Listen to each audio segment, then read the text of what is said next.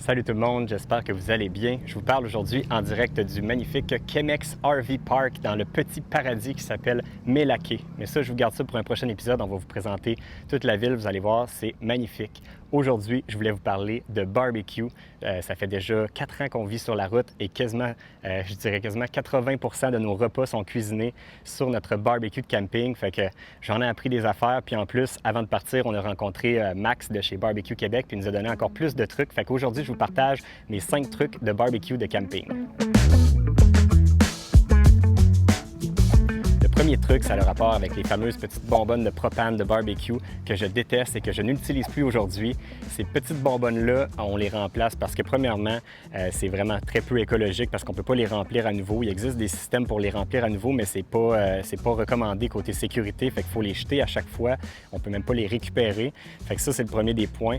Deuxième chose, c'est que ça contient très peu de propane, puis on ne peut même pas savoir combien il nous en reste à l'intérieur. Combien de fois ça m'est arrivé de manquer des steaks parce que je me demande comment ça ma cuisson elle avance pas pour finalement me rendre compte qu'il n'y a plus de gaz dans la bonbonne puis que j'ai scrappé mon steak. Puis ça, c'est vraiment très, très désagréable. Puis en plus, il faut trouver de l'endroit pour en stocker toujours en surplus parce que justement, si on veut finir la cuisson de notre steak manqué, bien, ça prend d'autres bonbonnes après ça pour les changer. Fait que moi, j'ai trouvé une solution. Sur mon VR, il y avait déjà une prise de basse pression de propane qu'on pouvait brancher directement à un barbecue à l'intérieur.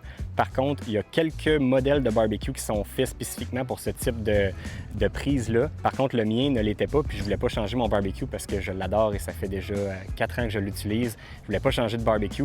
Donc, j'ai trouvé une façon d'utiliser la sortie basse pression de ma roulotte pour brancher mon barbecue à l'intérieur. Fait que j'ai acheté une couple de fittings sur Amazon. Je pourrais, en fait, avec la vidéo, je vais vous mettre un article sur notre site web avec tous les articles dont je vais vous parler dans la vidéo d'aujourd'hui.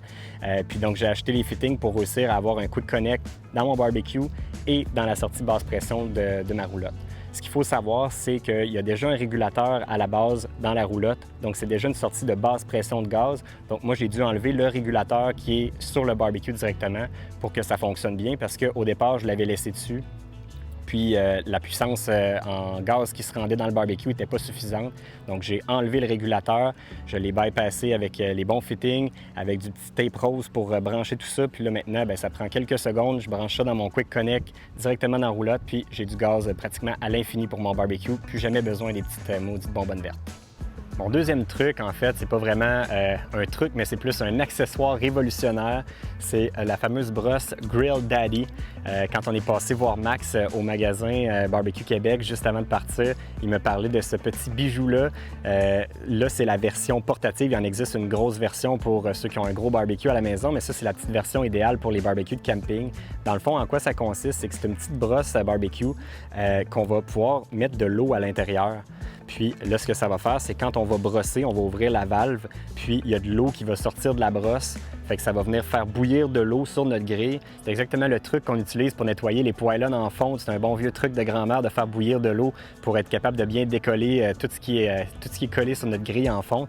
Fait que c'est le même principe que ça vient faire, mais avec la brosse de barbecue. Fait que là, je vais vous démontrer ça, comment ça fonctionne bien. Fait que je commence par ouvrir ma petite valve. Puis là, on vient tout simplement brosser.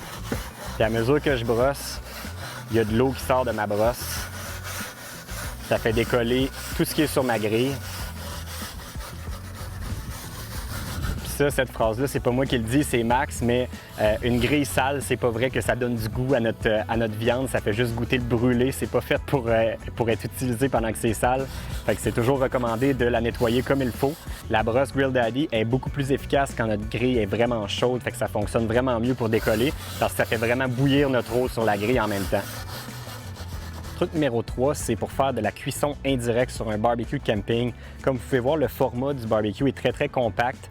La plupart des barbecues de camping n'ont pas de tablette de 2e étage pour faire de la cuisson indirecte puis être plus loin de notre feu.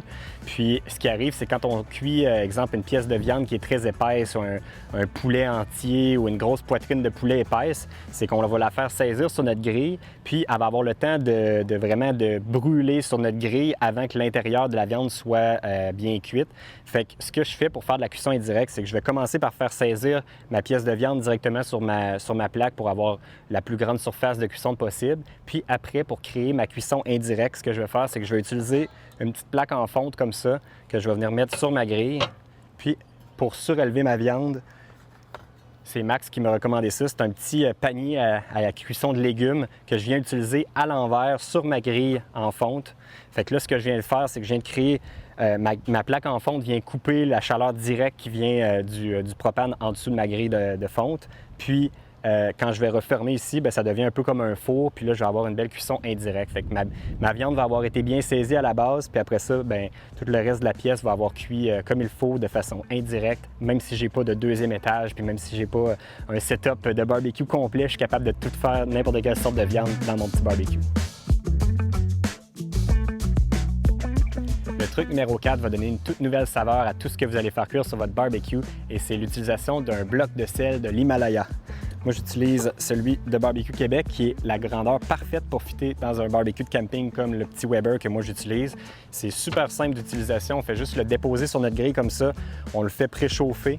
Puis quand il est chaud, bien là, on peut faire cuire tout ce qu'on veut là-dessus. On peut faire même des fromages, on peut faire des viandes rouges, des légumes. Et moi, ce que je préfère, c'est faire cuire mes crevettes sur la planche de sel. Ça donne vraiment un petit goût salé, délicieux. Fait que pour tous les fruits de mer, les poissons, c'est vraiment magique. Mon cinquième et dernier truc, c'est de ne pas se gêner pour faire tous nos repas sur le barbecue, que ce soit le déjeuner, le dîner, le souper, le dessert, le drink. Il y a un paquet de recettes sur Internet, sur le site de Barbecue Québec, dans les livres de Barbecue Québec. Il y a un paquet d'idées. Même vous, soyez créatifs. Vous pouvez même des idées de déjeuner. Moi, j'utilise cette plaque en fonte-là que je mets sur mon barbecue, puis je peux faire des crêpes, des toasts dorés, des omelettes. Je fais mes œufs là-dessus pendant que je fais cuire mes toasts de l'autre côté. Ça fait que ça va sauver de la vaisselle, de l'eau. Quand on est en boondocking puis qu'on essaie d'économiser notre eau en camping, si on ne veut pas être obligé de faire de la vaisselle, parce qu'il y en a sûrement parmi vous qui ne sont pas nécessairement des gens en VR à temps plein, mais qui font juste du camping pour le plaisir, on ne veut pas passer notre journée à faire de la vaisselle, bien sur le barbecue, pas de vaisselle, tout est super rapide, puis en plus, tout goûte vraiment meilleur. Fait que c'était ça mes 5 trucs de barbecue aujourd'hui. Si vous avez des trucs ou des super recettes à ne pas manquer, je vous invite à partager ça dans les commentaires. Fait que ça vous fera quelque chose à regarder. Si vous cherchez des idées ou des suggestions, écrivez ça dans les commentaires. Puis sinon, on se dit à la prochaine. Salut tout le monde!